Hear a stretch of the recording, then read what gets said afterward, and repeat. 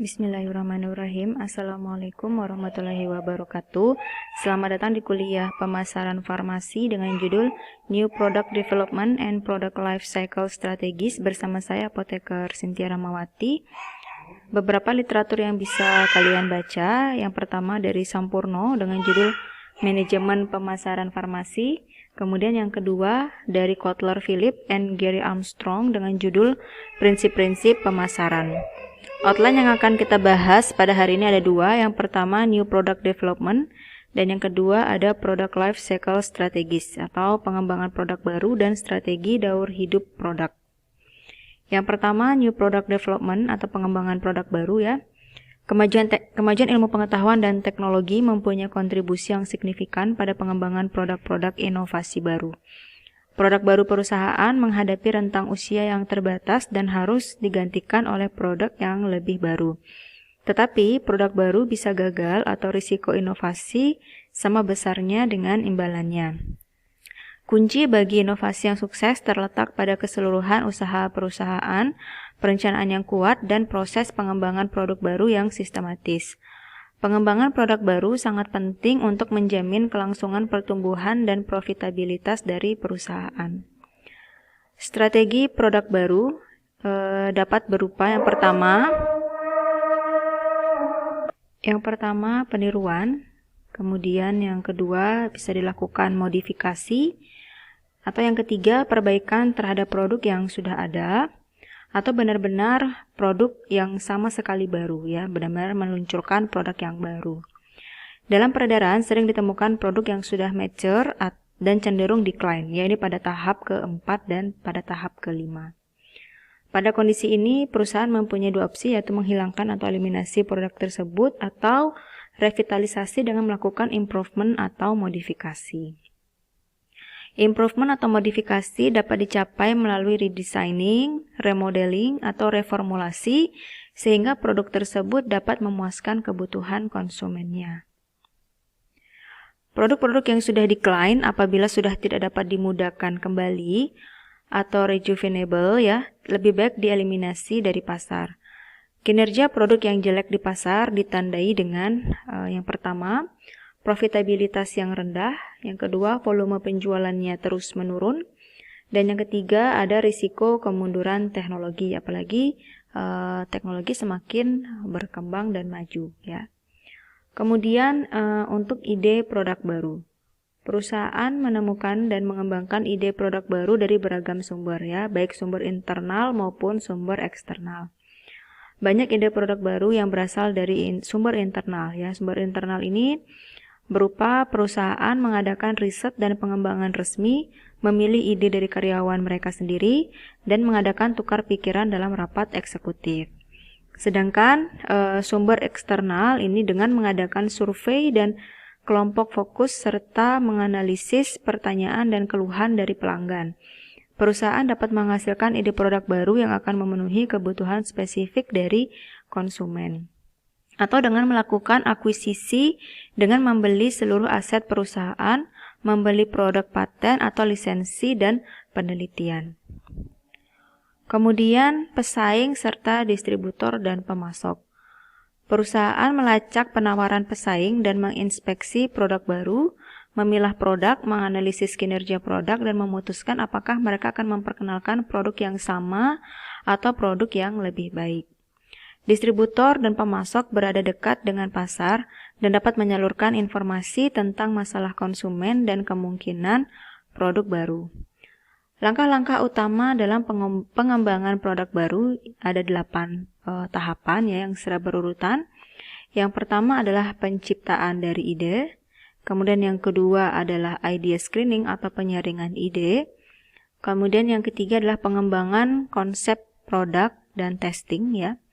Kemudian yang keempat, pengujian dari konsep ya, atau dengan marketing strateginya ya. Kemudian yang kelima, pengembangan dari strategi pemasaran ya. Kemudian yang keenam adalah analisis bisnis. Yang ketujuh, pengembangan produk dan pemasaran uji. Kemudian yang kedelapan adalah komersialisasi. Proses dimulai dengan penciptaan ide, ya. Berikutnya, penyaringan ide yang mengurangi jumlah ide berdasarkan kriteria perusahaan sendiri, ya, dari berbagai macam ide disaring, ya, mana yang sesuai, ya. Ide yang lolos dari tahap penyaringan ini dilanjutkan ke tahap pengembangan konsep produk, di mana versi detail ide produk baru dinyatakan dalam segi konsumen yang berarti. Dalam tahap selanjutnya, pengujian konsep produk baru diuji dengan sekelompok konsumen sasaran untuk menentukan apakah konsep mempunyai kecocokan yang kuat dengan konsumen, ya, apakah sesuai dengan yang diharapkan oleh konsumen. Konsep yang kuat diteruskan ke pengembangan strategi pemasaran, di mana strategi pemasaran awal bagi produk baru dikembangkan dari konsep produk. Dalam tahap analisis bisnis, tinjauan ulang penjualan, biaya, dan proyeksi laba bagi produk baru dilakukan untuk menentukan apakah produk baru itu memuaskan tujuan dari perusahaan. Tentunya adalah untuk memperoleh laba. Dengan hasil yang positif di sini, ide menjadi lebih nyata melalui pengembangan produk dan pemasaran uji dan akhirnya diluncurkan selama tahap komersialisasi. Pengembangan produk baru yang berhasil memerlukan usaha sistematis yang berpusat pada pelanggan berdasarkan tim, ya. Kemudian bagaimana dengan pengembangan obat? Industri farmasi merupakan knowledge-based industry dengan persaingan yang sangat ketat. Elemen penting competitive advantage perusahaan farmasi adalah kemampuannya dalam menghasilkan obat-obat inovasi baru. Untuk menghasilkan obat inovasi baru diperlukan biaya yang sangat mahal dan cenderung terus meningkat dari tahun ke tahun serta membutuhkan waktu yang lama yang melibatkan berbagai tenaga ahli dengan jaringan yang sangat luas. Penemuan penting antibiotika penisilin telah melahirkan perkembangan baru pada industri farmasi sekitar periode 1940-an sampai dengan 1950-an. Industri farmasi berkembang sangat cepat pada tahun 1960-an, terutama karena diuntungkan dengan penemuan-penemuan baru yang mendapatkan proteksi hak paten. Kemudian pada sekitar 1970-an, terdapat dua perkembangan penting pada industri farmasi. Yang pertama, terjadinya tragedi thalidomid yang mendorong pemerintah untuk melakukan regulasi yang sangat ketat pada uji klinik dengan biaya yang sangat besar, ya. Tragedi thalidomid ini adalah ketika dikonsumsi pada ibu hamil yang menyebabkan efek teratogenik pada janin, ya. Janin yang dilahirkan itu dalam kondisi cacat.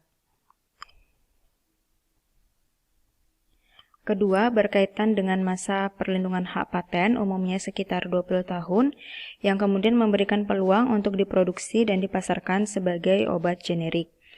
Lahirnya obat generik ini membawa perubahan-perubahan penting di banyak negara, termasuk di negara maju.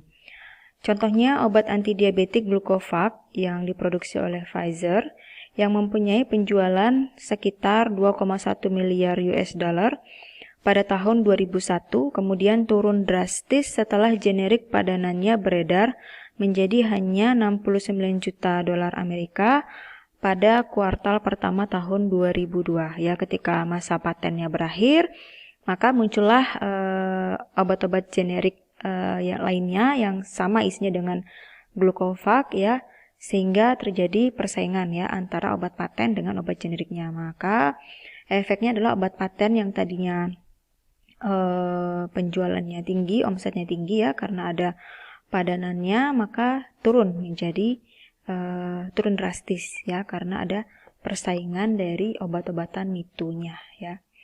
Kemudian untuk obat baru, ya, berdasarkan ketentuan legislasi di seluruh dunia, obat sebelum dapat dipasarkan terlebih dahulu harus mendapatkan persetujuan atau izin edar dari Badan Otoritas Regulasi Obat. Untuk mendapatkan persetujuan tersebut, perusahaan farmasi harus menyerahkan atau mengajukan aplikasi atau registrasi obat baru atau New Drug Application atau NDA kepada Badan Otoritas Obat. Nah, kalau di Amerika Serikat disebut dengan FDA atau Food Drug Administrator.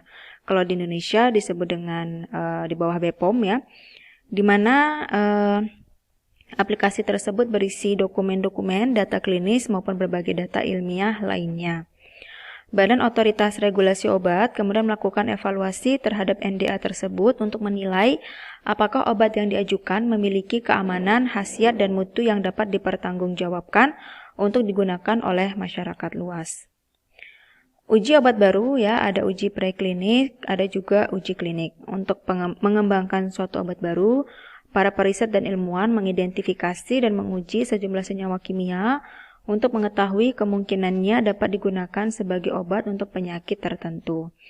Selama uji preklinik, senyawa kimia tersebut dilakukan pengujian di laboratorium dan pada binatang, hewan atau hewan coba untuk memprediksi keamanannya jika digunakan pada manusia. Umumnya, proses ini memerlukan waktu kurang lebih selama 6,5 tahun.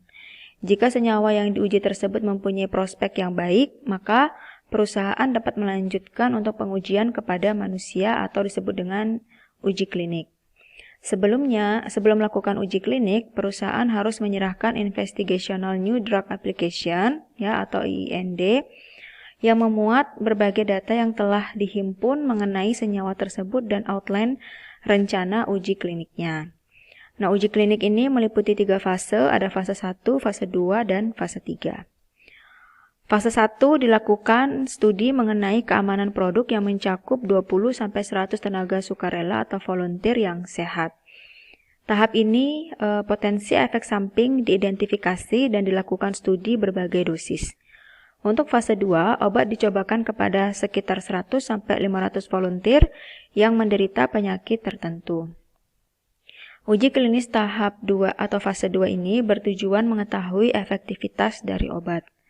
Pada fase 3, dilakukan pengujian mencakup 1.000-5.000 volunteer untuk mengetahui keamanan atau safety dan efektivitas dari obat. Rata-rata 3 fase uji klinik tersebut memerlukan waktu sekitar 7 tahun. Pada tahap keempat atau terakhir adalah review atau penilaian oleh FDA. FDA memerlukan waktu sekitar 1,5 tahun untuk melakukan evaluasi terhadap seluruh data tersebut, kemudian memberikan persetujuan terhadap NDA yang dinyatakan telah memenuhi segala persyaratan ya. Bahkan kalau di Indonesia, BPOM itu juga melakukan uji post marketing ya. Jadi setelah obat itu dipasarkan ya, BPOM tetap akan memantau perkembangan dari obat tersebut ya, baik itu laporan adanya efek samping obat ya, maupun efektivitasnya yang telah digunakan oleh masyarakat luas. Keunggulan daya saing perusahaan farmasi sangat ditentukan oleh kekuatan R&D dalam menemukan produk-produk baru yang sesuai dengan permintaan masyarakat dan kemajuan sains dan teknologi. Keberhasilan dari R&D industri farmasi terletak pada kompetensi organisasional termasuk tim kerja, knowledge management, dan hubungan yang kuat dengan opinion leader. Ini menurut Holland and Lazo 2004 ya.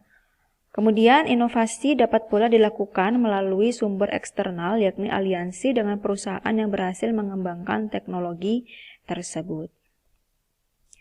Kemudian yang kedua, kita akan bahas tentang siklus daur hidup produk. Semua produk dan jasa mempunyai daur hidup atau life cycle yang umumnya terdiri dari 5 tahap. Tahap yang pertama, pengembangan produk atau product development.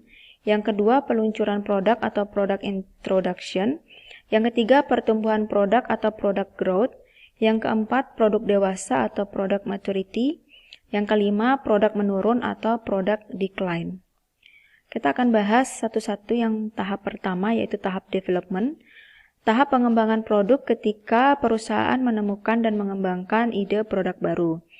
Pada industri farmasi, tahap pengembangan produk atau inovasi obat baru memerlukan biaya yang besar dan waktu yang cukup lama. Dalam pengembangan produk obat, diperlukan kolaborasi dari berbagai tenaga ahli dan jaringan laboratorium riset yang luas. Untuk pengembangan obat baru, penelitian bisa dilakukan di berbagai negara yang dikoordinasikan secara seksama dan memanfaatkan resource secara efisien atau sumber daya secara efisien.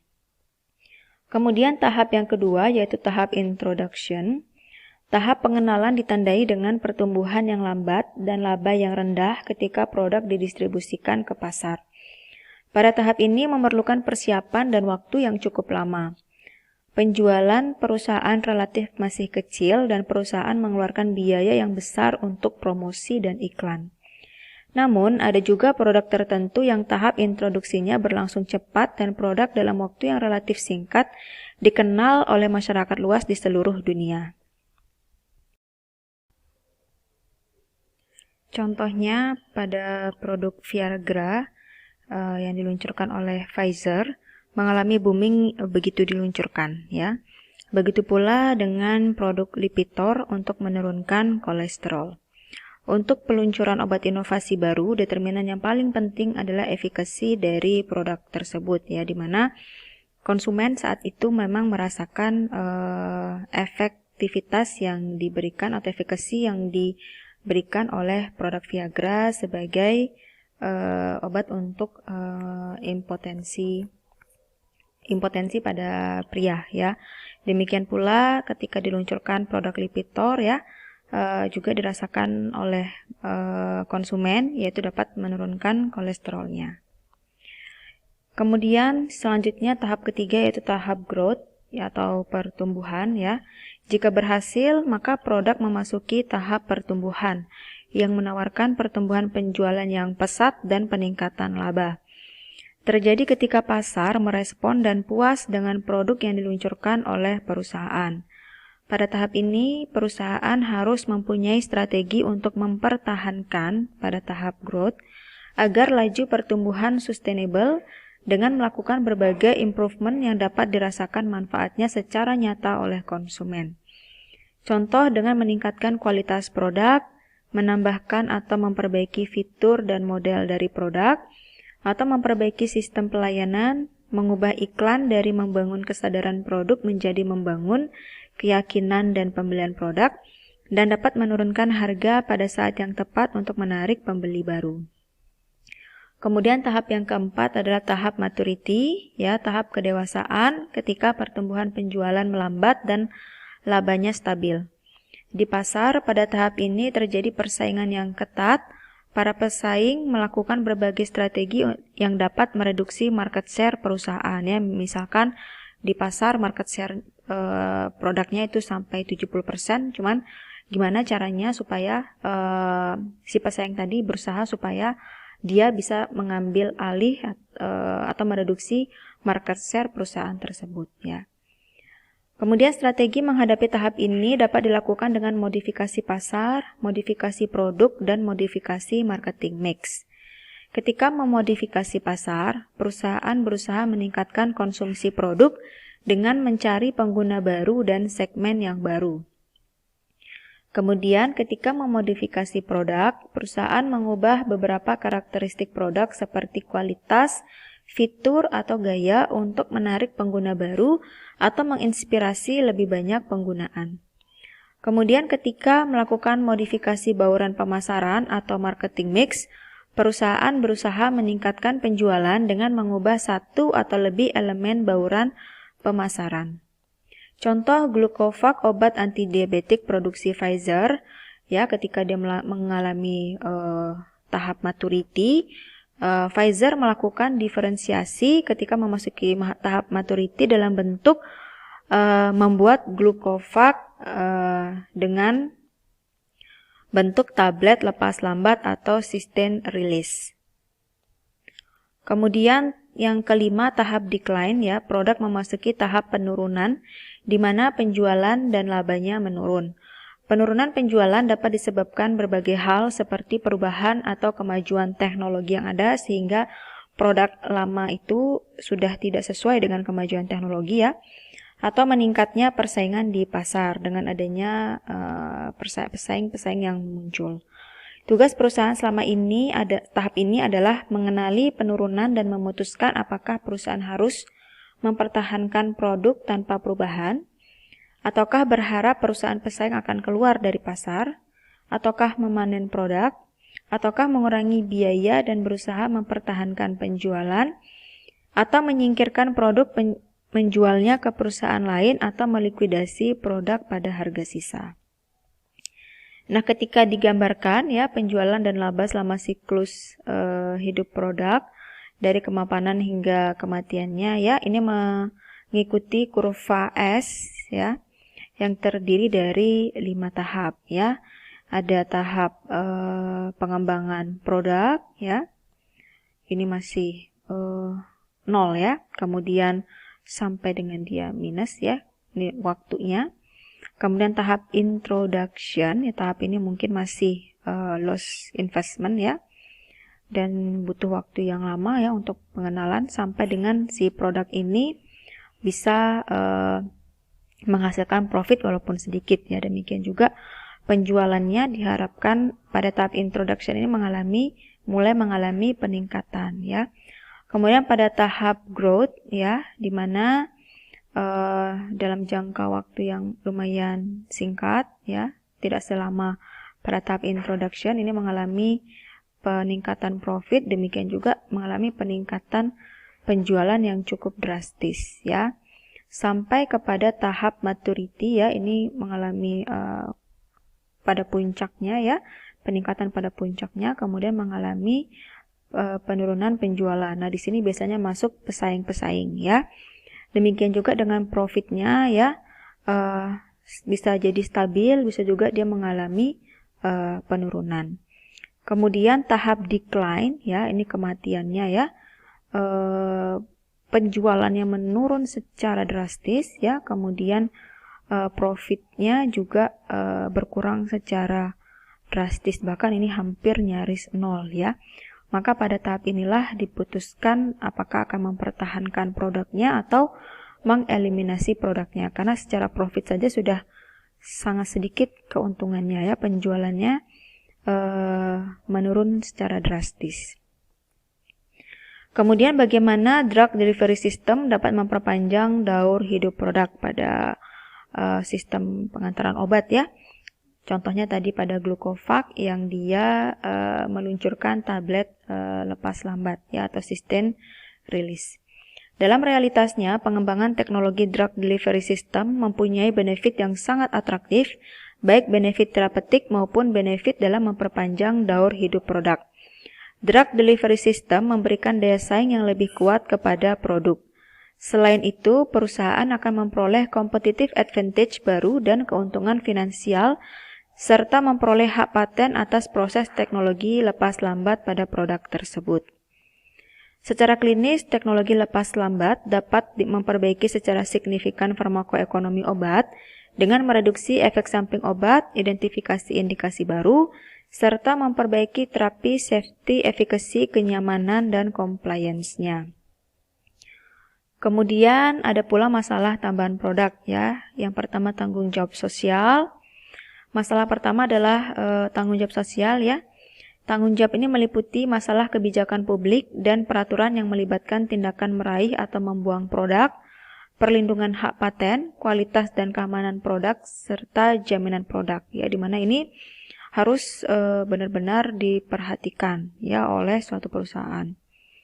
Kemudian tantangan internasional. Masalah kedua yaitu melibatkan tantangan khusus yang dihadapi pemasar produk dan jasa internasional. Pemasar internasional harus memutuskan berapa banyak biaya yang diperlukan untuk menstandarkan atau menyesuaikan penawaran mereka bagi pasar dunia ya. Apalagi misalkan suatu produk akan diluncurkan di berbagai negara, tentunya dia harus mempertimbangkan standar yang ditetapkan oleh masing-masing negara ya. Beda negara maka beda standar yang ditetapkan ya. Terutama di Indonesia, di mana memperhatikan juga kehalalan suatu produk. Maka jika produk dari luar akan dipasarkan ke Indonesia, tentunya akan mempertimbangkan masalah, salah satunya adalah masalah kehalalannya ya. Baik, terima kasih banyak atas perhatiannya ya. Jika ada pertanyaan silakan tulis di Google Classroom. Saya tutup. Wassalamualaikum warahmatullahi wabarakatuh.